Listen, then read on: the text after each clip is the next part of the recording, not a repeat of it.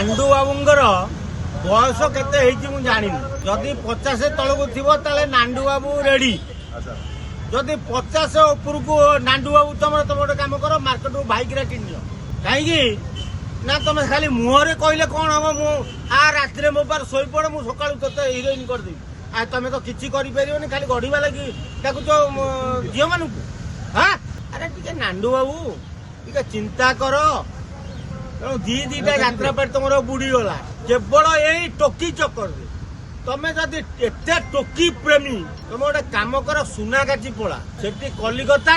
गुड़ाए भल भल जिनस मिले नेपाली ठू आरंभ कर बंगाली सब मिले से जाकि बहे नटरपट होगी